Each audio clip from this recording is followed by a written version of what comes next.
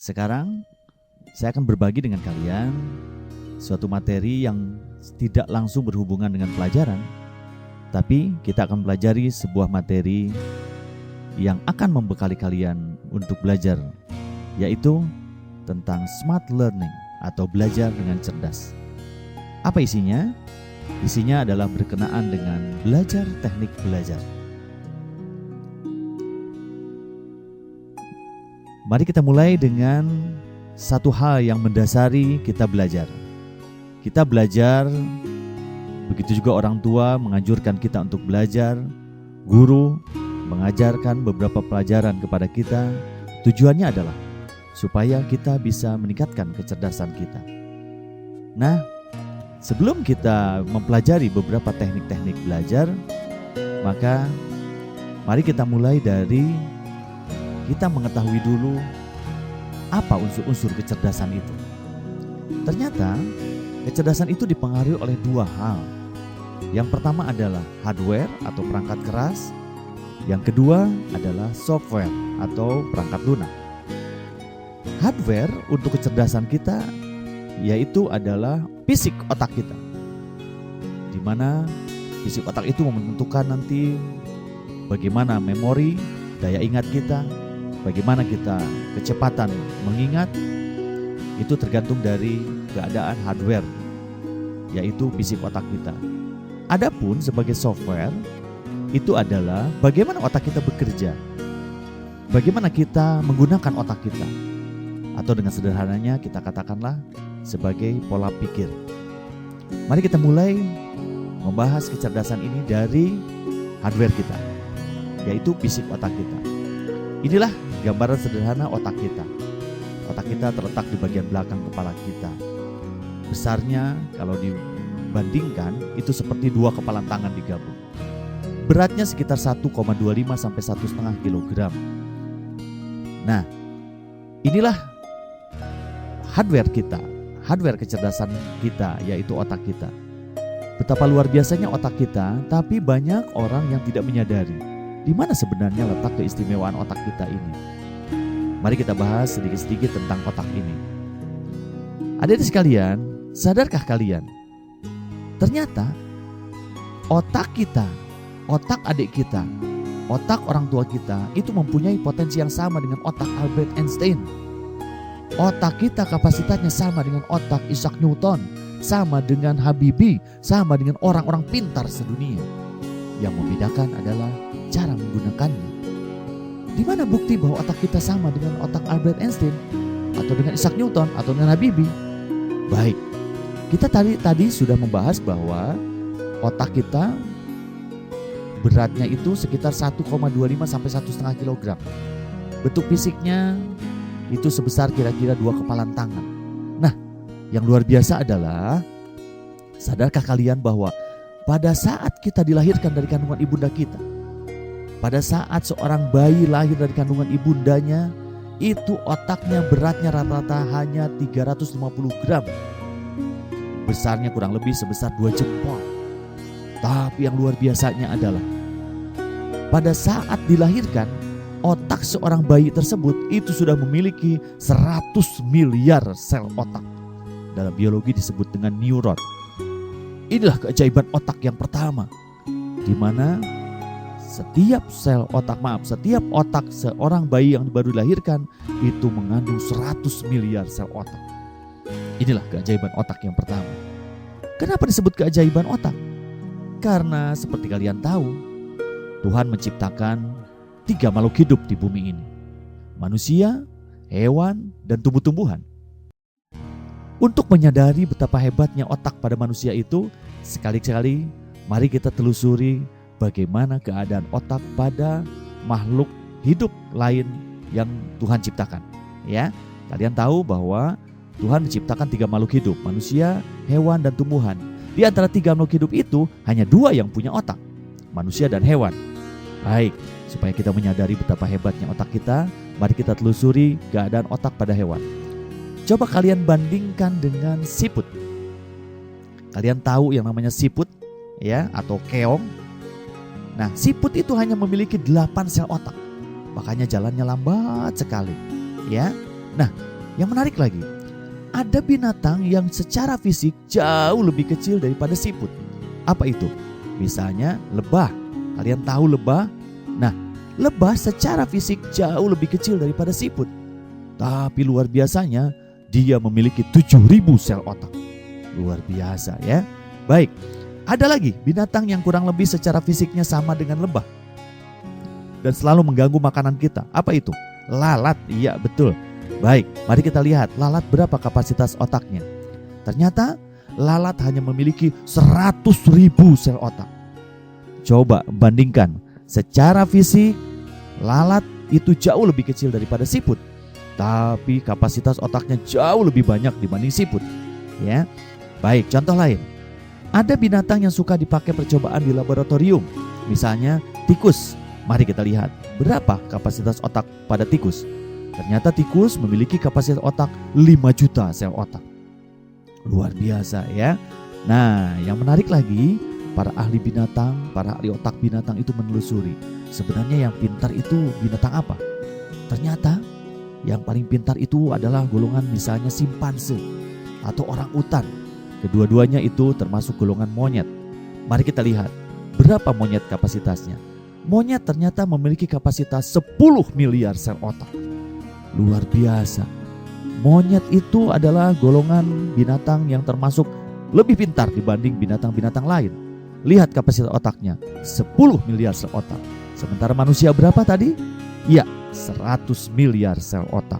10 kali lebih banyak, lebih besar daripada kapasitas binatang yang lebih pintar dibanding binatang lain, yaitu golongan monyet. Inilah keajaiban otak yang pertama. Nah, adik-adik sekalian, kita beruntung di zaman sekarang ada teknologi yang memungkinkan ada sebuah kamera yang bisa mengcapture atau mengilustrasikan bagaimana bentuk sel otak itu. Jumlah sel otak kita ada 100 miliar. Inilah satu di antara 100 miliar sel otak tersebut. Perhatikan bentuknya seperti rambutan, di mana setiap satu sel otak itu terdiri atas lebih dari 10 rambut-rambut. Dalam biologi disebut dengan tentakel. Nah, dari bentuk sel otak ini yang berambut-rambut tersebut, kita akhirnya jadi mengetahui atau jadi bertanya-tanya, mengapa katanya sel otak kita sama dengan Einstein, sama dengan Habibie, tapi kenapa ada yang selalu ranking 5 besar, ada yang selalu ranking 30 besar? Nah, ternyata adik-adik sekalian, kecerdasan seseorang itu tidak ditentukan oleh kapasitas sel otak itu. Ini jawabannya. Ternyata yang mempengaruhi kemampuan atau kecerdasan seseorang adalah hubungan-hubungan yang terjadi antara sel-sel otak tersebut. Jadi semakin banyak hubungan di antara sel otak tersebut, semakin cerdaslah orang tersebut.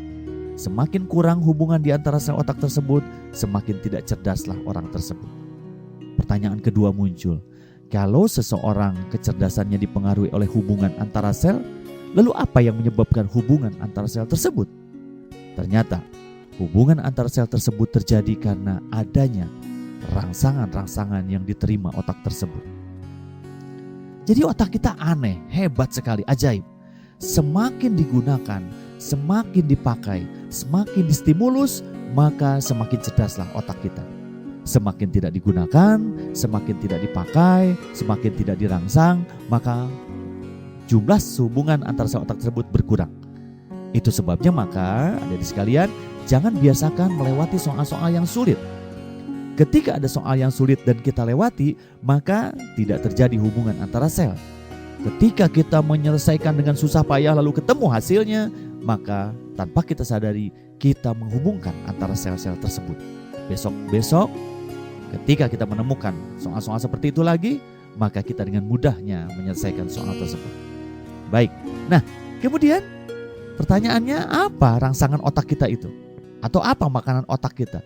Supaya otak kita tumbuh optimal, berkembang dengan baik, apa makanan otak kita? Baik, mari kita telusuri satu-satu. Yang pertama adalah oksigen. Adik-adik sekalian, perhatikan berat otak kita itu hanya 1,5 kilogram. Bandingkan dengan tubuh kalian yang mungkin 40 kilo, 50 kilo, berapa persen? Kurang dari 5%. Tapi luar biasanya, udara yang kita hirup dalam pernapasan kita itu 20%-nya dikonsumsi oleh otak kita. Ya, itu sebabnya di sekolah kita ada pelajaran olahraga. Olahraga menjamin sirkulasi oksigen ke dalam otak kita terjamin, ya. Nah, apa pelajaran yang bisa kalian dapatkan untuk di rumah tentang hal ini? Tolong perhatikan kalau kalian belajar di sebuah ruangan belajar di rumah kalian, tolong perhatikan ventilasi udara di ruangan atau kamar kalian. Ya. Usahakan ventilasi udara membuat sirkulasi udaranya baik. Ya, kalau kalian pengap, kalau kalian merasa kekurangan oksigen di ruangan, itu sulit sekali untuk konsentrasi dalam waktu yang lama. Ya, itu makanan otak yang pertama. Yang kedua, makanan otak yang kedua adalah nutrisi atau makanan-makanan yang bergizi. Nah, ternyata adik sekalian, makanan berpengaruh terhadap perkembangan otak. Itu sebabnya hati-hati dengan makanan yang kalian konsumsi selama ini. Tidak semua makanan itu baik untuk otak, ya. Nah, saya akan mereferensikan beberapa hal untuk makanan otak kita. Salah satunya adalah coba kalian biasakan mengkonsumsi ikan laut. Hasil penelitian para ahli membuktikan ternyata ikan laut itu baik sekali untuk perkembangan otak, ya. Nah, yang kedua, kalau kalian tidak biasa dengan bau amis ikan laut misalnya, maka ada satu suplemen yang baik yang disebut dengan omega 3. Omega 3 hasil penelitian membuktikan bahwa omega 3 itu baik sekali untuk perkembangan otak, ya, berbentuk minyak ikan. Baik. Nah, itu makanan otak yang kedua. Yang ketiga. Yang ketiga, makanan otak kita adalah informasi. Perbanyaklah informasi masuk ke otak kalian. Maka akan membuat hubungan antara sel otak kalian lebih banyak. Itu sebabnya maka kecerdasan kalian juga akan meningkat. Ya, satu hal pesan saya buat kalian adalah kalian jangan cukup puas hanya menerima informasi yang kalian dapatkan di sekolah. Kenapa? Karena informasi yang kalian dapatkan dari guru-guru di kelas itu diterima oleh teman-teman kalian juga. Supaya kalian berbeda dengan teman-teman, kalian perbanyaklah informasi yang bisa kalian masukkan ke dalam otak kalian melebihi daripada yang kalian terima dari kelas. Itu sebabnya seringlah kalian membaca buku-buku di perpustakaan. Bacalah majalah, bacalah novel, bacalah surat kabar, ya, bukalah informasi-informasi di internet. Banyak sekali media untuk mengkonsumsi informasi di lingkungan kalian. Itulah makanan-makanan otak yang perlu kalian konsumsi untuk membuat otak kalian lebih optimal, ya. Nah, sekarang kita akan membahas keajaiban otak yang kedua.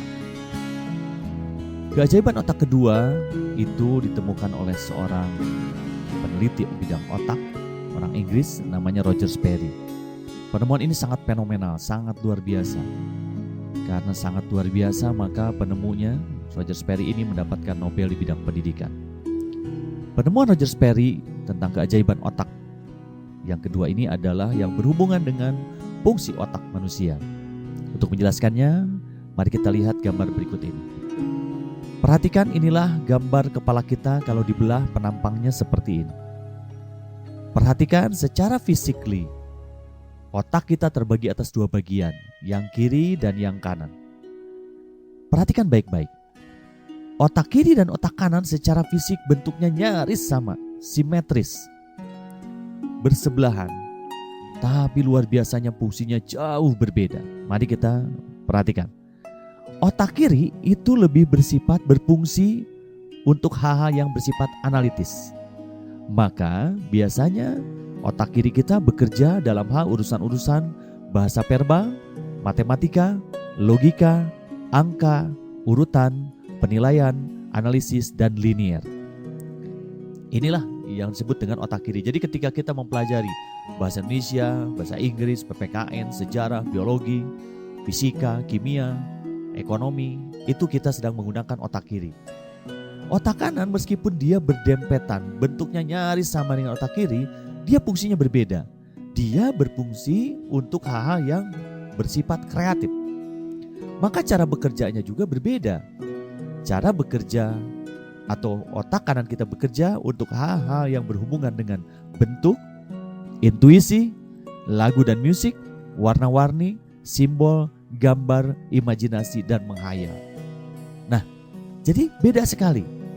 Ketika kita berhubungan dengan matematik misalnya, maka otak kiri kita yang lebih banyak dominan digunakan. Tapi ketika mendengarkan musik, maka otak kanan kita lah yang lebih banyak atau dominan digunakan. Ya. Nah, pertanyaannya, pada saat mana kita menggunakan? Kalau otak kiri tadi kita sudah bahas pada saat kita belajar matematik, sejarah, ekonomi, bahasa Indonesia, PPKN misalnya. Nah, lalu pada saat otak kanan bagaimana?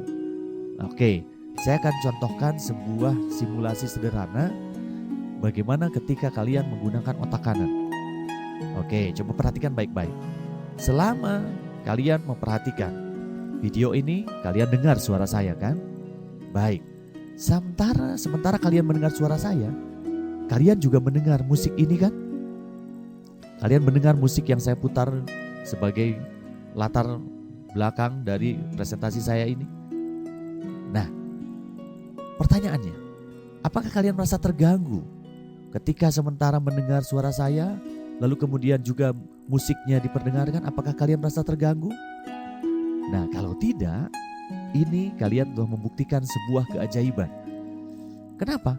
Jadi tanpa kalian sadari, sejak awal session presentasi ini, kalian mendengar suara saya. Lain pihak kalian juga mendengar suara musik ini. Tapi kalian tidak merasa terganggu dengan mendengar dua sumber suara yang berbeda ini. Kenapa? Karena tanpa kalian sadari, suara saya itu didengarkan oleh otak kiri kalian. Sementara musik didengarkan oleh otak kanan kalian. Jadi fungsi otak kita yang di dalam satu kepala ini, dia berbeda antara otak kiri dan otak kanan. Nah, pertanyaannya sekarang, lalu kenapa selama presentasi ini menggunakan musik? Apakah tidak mengganggu presentasi dari suara dari presenter? Tidak, kenapa? Karena hasil dari penelitian Roger Sperry tadi membuktikan juga bahwa otak yang optimal, otak yang dahsyat, otak yang hebat itu terjadi ketika seseorang menggunakan belahan otak kiri dan otak kanannya secara seimbang.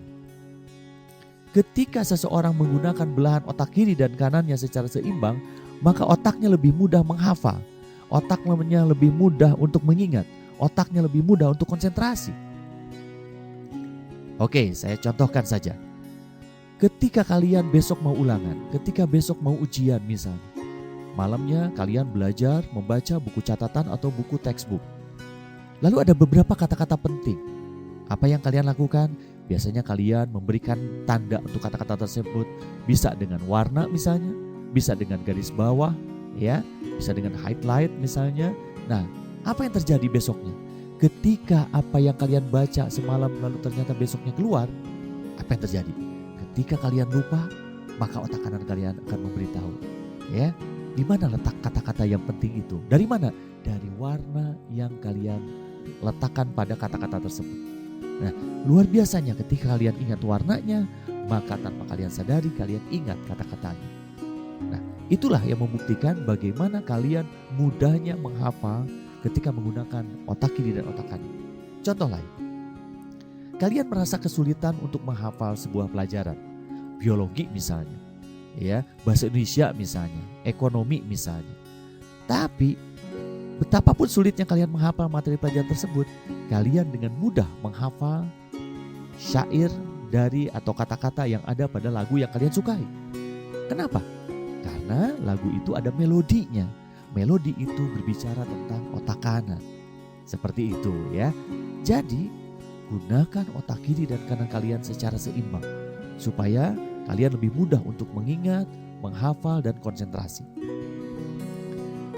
Berikutnya kita akan bahas bagaimana aplikasi dalam proses pembelajaran sehari-hari.